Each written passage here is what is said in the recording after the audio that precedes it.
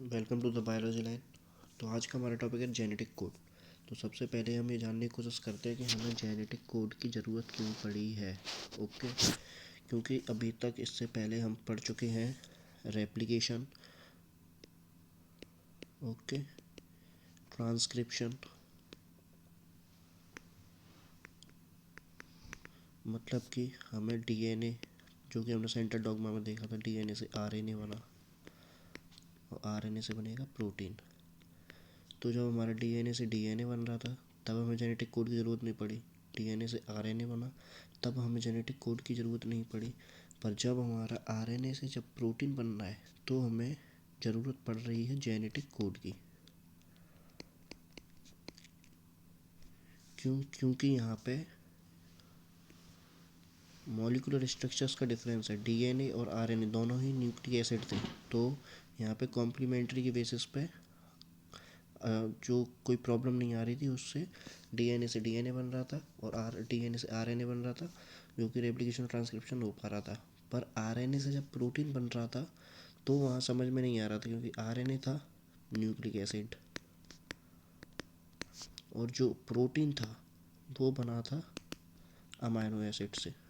तो यहाँ ना तो कोई कॉम्प्लीमेंट्रिटी थी इन दोनों के बीच में, और ना ही कोई ऐसा लॉ था जिससे पता चल सके कि कैसे न्यूक्लिक एसिड से अमाइनो एसिड बन रहे हैं। तो यहाँ साइंटिस्ट भी कंफ्यूज हुए, तो उन्होंने आगे जाकर इस चीज़ को ज़्यादा चेक किया। तो आगे जाकर उन्हें पता चला कि ऐसी कोई चीज़ है जो डीएनए में है, जिसे उन्होंने आगे जाकर जेनेटिक कोड नाम दिया। ओके, तो देखते हैं। During replication and transcription nucleic acid was copied to form another nucleic acid. Okay, replication और ट्रांसक्रिप्शन में न्यूक्लिक एसिड कॉपी होता है दूसरे न्यूक्लिक एसिड से। Hence, these processes are easy to conceptualize on the basis of complementarity।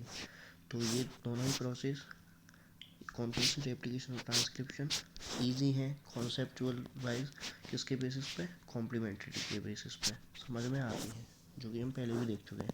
The process of translation request transfer of genetic information from a polymer of nucleotides from a polymer of amino acids. Okay, पर translation process में क्या होता है, जो polymer of nucleotide है वो convert हो रहा है पॉलीमर ऑफ अमाइनो एसिड में। मीन्स आरएनए किस में कन्वर्ट हो रहा है? प्रोटीन में। Okay, polymer of nucleotide changes to polymer of amino acids. तो यहाँ neither does any complementarity exist between nucleotides और अमाइनो एसिड। तो अमाइनो एसिड और न्यूक्लियोटाइड्स के बीच में ना तो कोई कॉम्प्लीमेंट्रिटी है और ना ही उस वक्त तक कोई भी थ्योरेटिकली कॉन्सेप्ट पता था किसी को। There exist ample evidences though to support the notion that change in nucleic acid were responsible for change in amino acid in proteins। पर ये प्रैक्टिकली काफ़ी साइंटिस्ट ने देखा हुआ था कि जब जब न्यूक्लिक एसिड में चेंज हो रहा है तो प्रोटीन्स में भी चेंज हो रहा है। ओके, तो इसी बेसिस पे this led to proposition of a genetic code that could direct the sequence of amino acid during synthesis of protein. तो इसी चीज़ ने जेनेटिक कोड नाम की चीज़ की प्रोपोजिशन दिया कि ऐसी कोई चीज़ होती है जो कि जेनेटिक कोड नाम की कोई चीज़ है जो डायरेक्ट कर रही है अमाइनो एसिड की सीक्वेंसेस को प्रोटीन के अंदर। Okay, from the mRNA. आगे चेक करते हैं कैसे। If determining the biochemical nature of genetic material and the structure of DNA was very exciting, the proposition and deciphering of genetic code were most challenging. जैसा कि हमें पता है structure and genetic material of DNA काफ़ी exciting था, पर जो preposition करना जेनेटिक कोड का वो काफ़ी चैलेंजिंग रहा साइंटिस्ट के लिए। In a very true sense it required involvement of scientist from a several disciplines.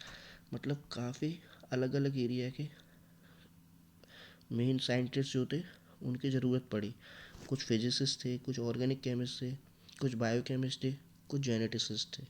Okay, but at the end एक फिजिसिस्ट थे जिनका नाम था George Gamow, who argued that since there are only 4 basis.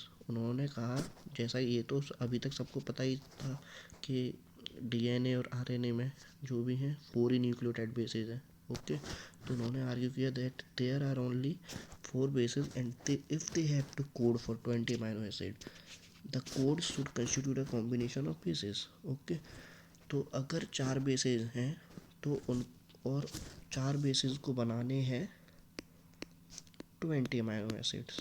Okay, तो उन्होंने कहा कि 4 basis अगर सिंगल सिंगल होंगे तो सिर्फ 4 ही अमाइनो एसिड्स बना पाएंगे, तो उनको कॉम्बिनेशन ऑफ बेसिस में ये काम करना पड़ेगा। ओके, सो उन्होंने सजेस्ट किया, he suggested that in order to code for all 20 amino acid the code should be made up of 3 nucleotides. तो वो रिजल्ट पे पहुंचे कि कोड को 3 न्यूक्लियोटाइड्स का होना चाहिए। मीन्स अगर कोड 3 न्यूक्लियोटाइड्स का होगा, देखिए यहाँ पे कॉम्बिनेशन ऑफ 3 न्यूक्लियोटाइड्स होगा, तो कितने टोटल कोडोन्स बनेंगे हमारे पास? 64 कोडोन्स, जो कि 20 अमाइनो एसिड्स को कोड करेंगे।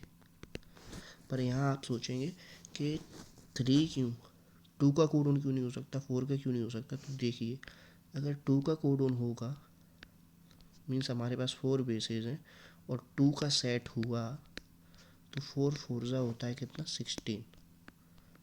तो हमारे पास टोटल कोडोन निकलेंगे 16 कोडोन्स, और हमारे पास अमाइनो एसिड्स हैं 20, तो 16 कोडोन्स कम है। 4 अमाइनो एसिड्स हमारे कोड नहीं हो पाएंगे, इसलिए 2 का नहीं हो सकता। और अगर 4 का होगा तो ये काफ़ी एक्सीड कर जाएगा, काफ़ी ज़्यादा कोडोन्स हो जाएंगे सिर्फ 20 अमाइनो एसिड्स के लिए। ठीक है, तो इसको भी हम प्रेफर नहीं करते।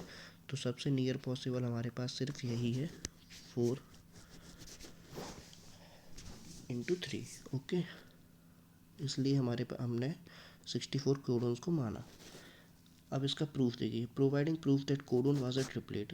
इसका प्रूफ किसने दिया कि कोडोन ट्रिपलेट ही है, क्योंकि हर चीज़ साइंस में प्रूफ पे चलती है। Was a more daunting task.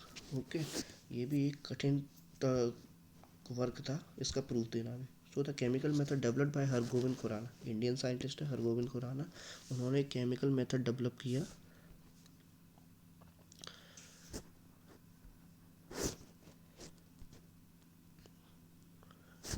instrumental in synthesis RNA molecules with defined combination of bases।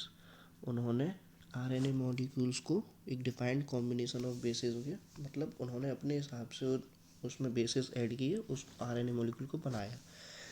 एक और साइंटिस्ट थे मार्शल नीरनबर्ग, थोड़ा इम्पोर्टेंट है। इन्होंने cell free system for protein, मतलब कि cell free system for protein synthesis finally help the code to be deciphered, मतलब ये भी ट्रिपलेट कोडोन को बताने के लिए काफ़ी हेल्पफुल था। उन्होंने किया गया था, मार्शल नीरनबर्ग ने एक सेल फ्री सिस्टम, मतलब सेल के बाहर प्रोटीन को बनाया।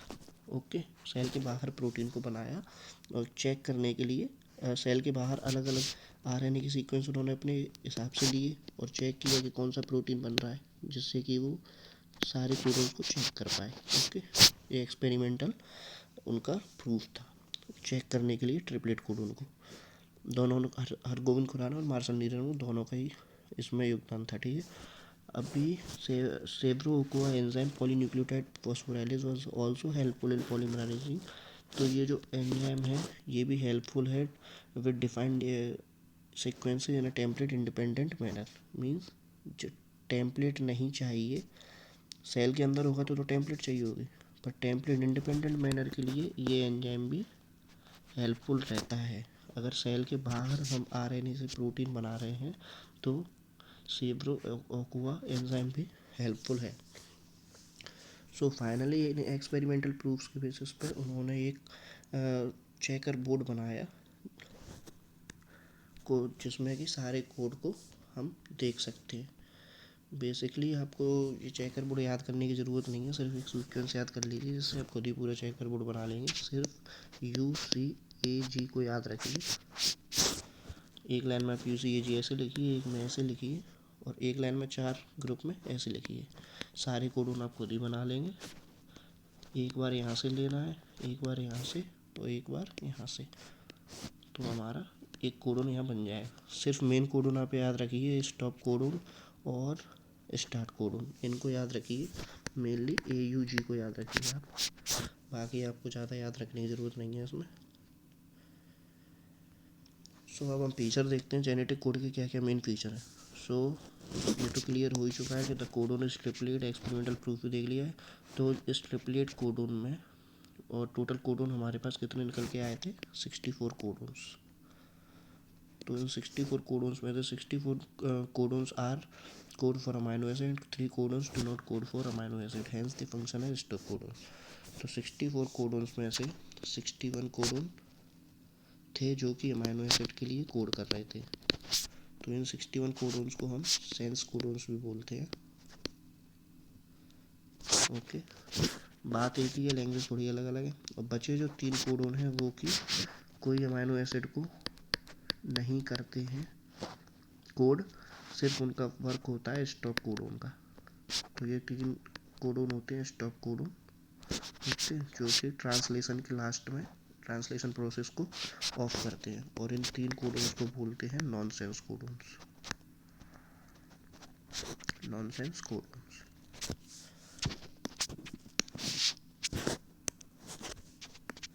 So next, some amino acid are coded by more than one codon, hence the code is degenerate। तो कुछ हमारे अमाइनो एसिड्स होते हैं, जैसे कि ये एक अमाइनो एसिड है जो कि एक से ज़्यादा कोडोन से कोड हो रहा है, तो यहाँ हमारा कोडोन डिजेनरेट है। And the codon is read in mRNA in a continuous fashion, okay, there are no punctuation, means अगर ये कोई mRNA है और यहाँ ये सारे कोडोन्स हैं, तो कोडोन्स हमारा 3 का ग्रुप होगा, तो ऐसे, तो ये बिल्कुल ऐसे बिल्कुल कंटिन्यूस फैशन में चलेगा। ऐसा नहीं कि इस कोडोन को छोड़ दिया है, इसको छोड़ दिया फिर जाके 3 का ग्रुप बना रहे हैं, ऐसा नहीं, पहले इस 3 का बनेगा फिर इस 3 का बनेगा, ओके। तो कंटिन्यूसली mRNA ट्रांसलेशन प्रोसेस के टाइम पे कंटिन्यूस फैशन में पढ़ा जाएगा without any punctuation. The code is nearly universal, code nearly, यहाँ पे एनसीईआरटी की हर लाइन को आप ध्यान से देखिए, यहाँ नियरली बोला है उन्होंने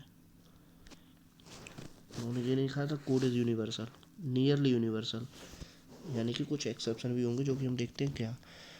for example from bacteria to human you would code for flagellin. तो बैक्टीरिया से ह्यूमन तक लेकर सब में फ्लाइनेलिन को ही कोड कर रहा है triple U.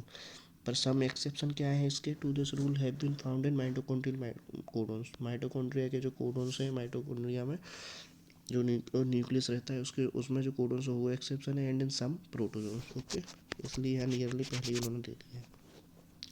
AUG has dual function, it codes for methionine and it also acts as initiator codon, okay, इसलिए मैंने बोला ये AUG को याद रखना।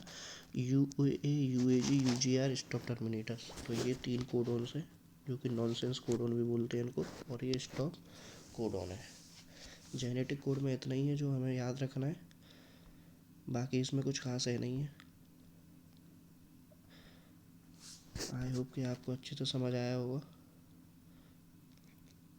नेक्स्ट वीडियो में हम देखते हैं म्यूटेशन एंड जेनेटिक कोड, इनका आपस में क्या रिलेशन है, और ट्रांसलेशन। Thank you guys.